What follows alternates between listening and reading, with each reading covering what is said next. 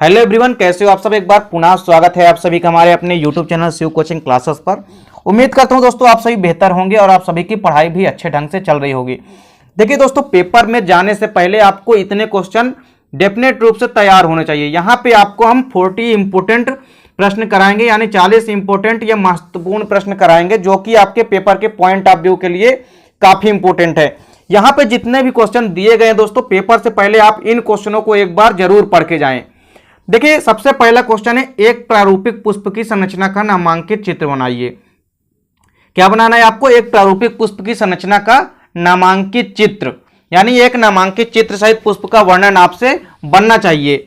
अगला क्वेश्चन है, बीजांड की संरचना का नामांकित चित्र बनाइए। स्ट्रक्चर ऑफ ओव्यूल, बीजांड की संरचना आपको पेपर में कई बार पूछी भी जा चुकी है।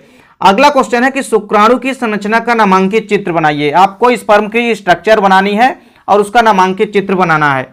अगला देखिए क्या है, शुक्राणु जनन तथा अंडाणु जनन में अंतर लिखिए, यानी differences between spermatogenesis and oogenesis। ये अंतर आपको पेपर के लिए तैयार करना है, क्योंकि 3 या 4 नंबर के क्वेश्चन में ये पूछे जा सकते हैं आपके। और मुख्य रूप से यहाँ से जो क्वेश्चन है वो डेफिनेट रूप से 2 या 3 नंबर के क्वेश्चन है, क्योंकि आपका जो यूनिट फर्स्ट है, यूनिट फर्स्ट से आपके 2 या 3 नंबर के क्वेश्चन पूछे जाएंगे। यानी यहाँ पे जितने भी क्वेश्चन हैं आपके, अभी सारे के सारे क्वेश्चन जो हैं ये चैप्टर 2 और 3 के हैं आपके। तो इन क्वेश्चनों को आपको तैयार करना है और चैप्टर 2, 3, 4 इन 3 चैप्टर यानी कि यूनिट फर्स्ट से आपको खाली छोटे छोटे क्वेश्चन तैयार करना है 2 या 3 नंबर के पॉइंट ऑफ व्यू से। तो देखिए, ये क्वेश्चन जितने भी हैं सब 3 नंबर के क्वेश्चन या 2 नंबर के क्वेश्चन पेपर में आपको पूछे जाएंगे।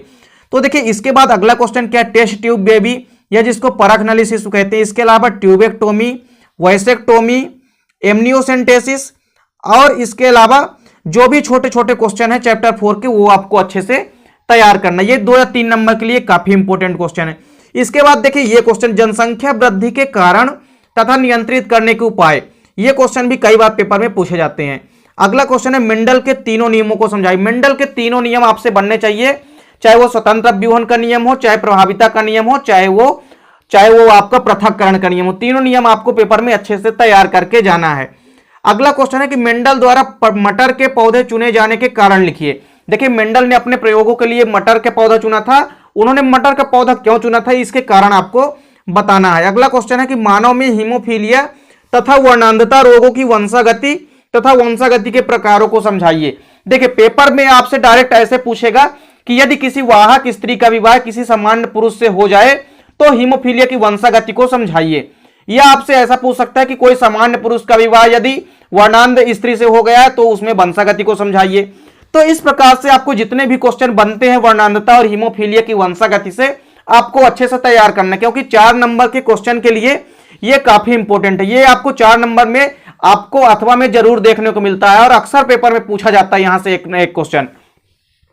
अगला क्वेश्चन है, डीएनए फिंगरप्रिंटिंग को समझाइए तथा इसकी उपयोगिता लिखिए। One of most important question है दोस्तों, आपको कई बार देखने को भी मिला होगा आपको, इसलिए डीएनए फिंगरप्रिंटिंग को आपको अच्छे से तैयार करना है। इसकी उपयोगिता भी अलग से पेपर में पूछी जा सकती है आपसे। अगला क्वेश्चन है, डीएनए की द्विकुंडलित संरचना को विस्तार पूर्वक समझाइए। या आपको ऐसा भी दे सकता है कि डीएनए की संरचना का वाटसन एवं क्रिक मॉडल को समझाइए। अगला क्वेश्चन है, डीएनए व आरएनए के मध्य अंतर बताइए। देखिए, 4 नंबर के क्वेश्चन के लिए ये काफी इंपॉर्टेंट है, डीएनए की संरचना और डीएनए व आरएनए के मध्य अंतर। ये क्वेश्चन भी आपको तैयार करना है। अगला क्वेश्चन है, समजात संवृत्ति तथा अवशेषी अंगों को उदाहरण सहित समझाइए। देखिए, ये चैप्टर 7 का क्वेश्चन है और चैप्टर 7 से आपका जो पूछा जाएगा वो उसमें से मुख्य रूप से क्या क्या रहेगा, 2 नंबर के क्वेश्चन भी हैं और 3 नंबर के क्वेश्चन में भी आ सकता है और 4 नंबर क्वेश्चन में।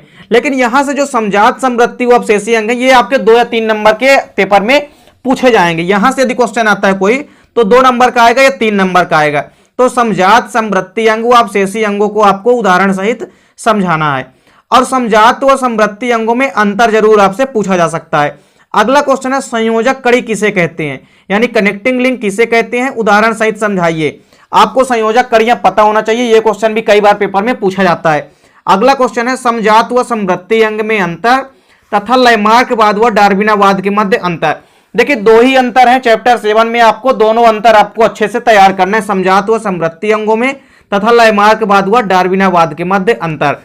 अगला क्वेश्चन है, एड्स रोग के कारक, लक्षण तथा नियंत्रण के उपाय लिखिए। देखिए, जो एड्स रोग होता है इसका वाहक, कारक तथा नियंत्रण के उपाय और इसके लक्षण, ये सभी आपको पता होना चाहिए, क्योंकि एड्स रोग वाला ये क्वेश्चन जो है कई बार पेपर में पूछा जा चुका है। यानी एड्स रोग के बारे में आपसे पेपर में पूछा जा सकता है 4 नंबर में, तो इसको आपको अच्छे से तैयार करना है।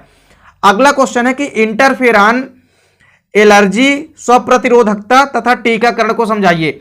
देखिए आपको 2 या 3 नंबर में शॉर्टकट में समझाने के लिए पूछ सकता है इंटरफेरॉन क्या होता है, एलर्जी क्या होती है, या स्वप्रतिरोधकता क्या होती है, और इसके अलावा वैक्सीनेशन या टीकाकरण। ये छोटे छोटे क्वेश्चन आपको तैयार करना, ये क्वेश्चन भी आपके 2 या 3 नंबर में पेपर में पूछे जाएंगे। अगला क्वेश्चन है कैंसर क्या है, इसके लक्षण तथा प्रकारों को समझाइए। पेपर के पहले कैंसर को आपको जरूर पढ़ के जाना। ये क्वेश्चन जो है चैप्टर 8 का क्वेश्चन, और चैप्टर 8 से आपका जो पूछा जाएगा वो मुख्य रूप से पूछा जाएगा 2 अंक का प्रश्न, और कितने अंक का, 3 अंक का। तो यानी कैंसर के प्रकार भी आपको 2 से 3 प्रकार अच्छे से याद करके चलना है, क्योंकि कैंसर के प्रकार भी पेपर में पूछ सकता है। अगला क्वेश्चन है खाद्य एवं जैव उर्वरक में अंतर लिखिए। यह अंतर आपको तैयार करना है। इसके बाद क्या है, पीसीआर यानी जो पॉलीमरेज श्रृंखला विक्रिया है, इसको आपको सचित्र समझाना है। 5 नंबर के लिए इंपॉर्टेंट क्वेश्चन है दोस्तों, पॉलीमरेज श्रृंखला विक्रिया, ये आपको अच्छे से तैयार करना है। अगला क्वेश्चन है जीन क्लोनिंग क्या है, इसके महत्व लिखिए। देखिए 3 नंबर के क्वेश्चन के लिए जीन क्लोनिंग जो है बहुत महत्वपूर्ण प्रश्न है, और इसके साथ ही साथ महत्व भी आपको लिखने हैं। अगला क्वेश्चन है प्लाज्मिड क्या है, इसके प्रकारों को समझाइए। देखिए प्लाज्मिड जो है दोस्तों ये 5 नंबर के लिए इंपॉर्टेंट क्वेश्चन है। प्लाज्मिड क्या है, इसके प्रकारों, ये सभी के सभी 5 नंबर के इंपॉर्टेंट क्वेश्चन है। अगला डीएनए पुनर्योगज तकनीक को समझाइए। यह क्वेश्चन भी पेपर के पॉइंट ऑफ व्यू से काफी इंपॉर्टेंट है। अगला क्वेश्चन है बायोपायरेसी तथा बायोपोटेंट को समझाइए। यह क्वेश्चन भी आपको अच्छे से तैयार करना है, 5 नंबर के लिए इंपॉर्टेंट क्वेश्चन है, बायोपोटेंट व बायोपायरेसी। अगला क्वेश्चन है स्टेम सेल तकनीक क्या है, इसकी उपयोगिता लिखिए। यह क्वेश्चन भी पेपर के पॉइंट ऑफ व्यू से काफी इंपॉर्टेंट है, 5 नंबर में आपसे पूछा जा सकता है।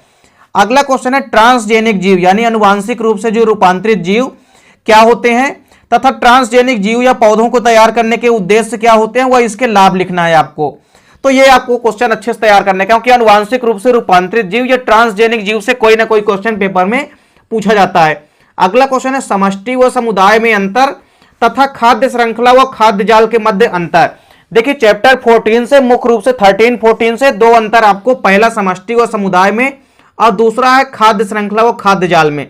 3 नंबर के लिए इंपॉर्टेंट अंतर है, दोनों के दोनों अंतर आपको अच्छे से तैयार करना है। अगला क्वेश्चन है पोषण स्तर क्या है, समझाइए। 5 नंबर के लिए काफी इंपॉर्टेंट क्वेश्चन है दोस्तों, इसको आप छाप लीजिए, पेपर में कई बार पूछा जाता है। पोषण स्तर क्या है यानी ट्रैफिक लेवल क्या होता है, इसको आपको समझाना है। अगला क्वेश्चन है पारिस्थितिक तंत्र यानी कि इकोसिस्टम में जो ऊर्जा का प्रवाह होता है वो कैसे होता है, ये आपको समझाना है। ये भी 5 नंबर के लिए इंपॉर्टेंट क्वेश्चन है। यहां से कोई ना कोई क्वेश्चन डेफिनेट रूप से 5 नंबर का आपके पेपर में देखने को मिलेगा, चाहे वो पोषण स्तर आपसे पेपर में पूछ दे, चाहे ऊर्जा का प्रवाह कैसे होता है ये पूछ दे आपसे, या ऊर्जा का पिरामिड कैसे बनता है। ये सभी के सभी क्वेश्चन आपको छाप के रखने हैं, क्योंकि पेपर में आपको कोई ना कोई क्वेश्चन डेफिनेट रूप से 5 नंबर का देखने को मिलेगा। तो ऊर्जा का पिरामिड कैसे बनता है समझाइए, ये क्वेश्चन भी काफी इंपॉर्टेंट है। अगला क्वेश्चन है जीव भार तथा जीव संख्या के पिरामिड को समझाइए। जीव भार व जीव संख्या का पिरामिड कैसे बनता है ये आपको समझाना है। और हर एक स्टेज में आपको पता होना चाहिए कि तालाब के पारिस्थितिक तंत्र में कैसा बनता है, वन परितंत्र या वन इकोसिस्टम में कैसा बनता है, सभी के सभी कंडीशन में आपको पता होना चाहिए। अगला क्वेश्चन है खाद्य श्रृंखला तथा खाद्य जाल को समझाइए। देखिए आपको अलग से खाद्य श्रृंखला क्या होती है, खाद्य श्रृंखला समझाने के लिए खाद्य जाल आपसे पेपर में पूछ सकता है, इसलिए इनको आपको अच्छे से तैयार करना है। अगला क्वेश्चन है वन्य प्राणियों के नष्ट होने के कारण लिखिए। वन्य प्राणियों के नष्ट होने के क्या कारण है ये आपको बताने हैं। ये क्वेश्चन भी आपके पेपर में पूछा जा चुका है कई बार। अगला क्वेश्चन है त्रिक संलयन या त्रिसंलयन, इसको हम कहते हैं त्रिसंलयन या निषेचन को समझाइए। देखिए त्रिसंलयन व द्विनिषेचन ये पेपर में कई बार पूछे जाते हैं। अगला क्वेश्चन है बहुभ्रूणता, असंग जनन, अनिषेक फलन व अनिषेक जनन, इसको आपको समझाना है। तो मुख्य रूप से ये क्वेश्चन जो है 3 नंबर या 2 नंबर में आपके कई सारे क्वेश्चन यहां से पूछे जाएंगे, चाहे वो बहुभ्रूणता आपसे पूछ ले, या असंग जनन, या अनिषेक फलन, या अनिषेक जनन। ये क्वेश्चन आपको अच्छे से तैयार करना है। अगला क्वेश्चन अपरा या प्लेसेंटा क्या है, इसके कार्य लिखिए। ये क्वेश्चन भी पेपर में आपसे पूछा जा सकता है। अगला क्वेश्चन है अपूर्ण प्रभाविता व सह प्रभाविता को समझाइए। या आपसे ये ना पूछ करके ये दे सकता है कि मेंडल नियम के अपवादों को लिखिए, तो अपूर्ण प्रभाविता व सह प्रभाविता को आपको समझाना है। अगला क्वेश्चन है अनुवांशिक कोड के लक्षण तथा 4 गाफ का नियम लिखिए। देखिए अनुवांशिक कोड के लक्षण यानी जेनेटिक कोड के जो भी लक्षण है, कैरेक्टर है, वो आपको बताना है तथा साथ ही साथ 4 गाफ का नियम। ये 4 नंबर के क्वेश्चन के लिए काफी इंपॉर्टेंट है दोस्तों, इनको आपको अच्छे से तैयार करके पेपर में जाना है।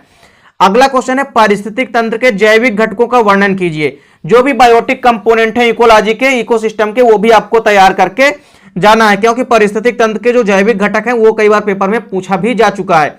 अगला क्वेश्चन है मानव में लिंग निर्धारण की क्रियाविधि को समझाइए। देखिए मानव में लिंग निर्धारण कैसे होता है, इसकी पूरी की पूरी क्रियाविधि को आपको समझाना है। पेपर में दोस्तों यहां पे जितने भी 40 इंपोर्टेंट क्वेश्चन है, 40 इंपोर्टेंट क्वेश्चन आपको पेपर में जाने से पहले जरूर पढ़ के जाना है दोस्तों, क्योंकि यहां से कई सारे क्वेश्चन आपको पेपर में देखने को मिलेंगे। उम्मीद करता हूं दोस्तों वीडियो पसंद आई होगी। दोस्तों मिलते हैं नेक्स्ट वीडियो में, तब तक के लिए जय हिंद, वंदे मातरम।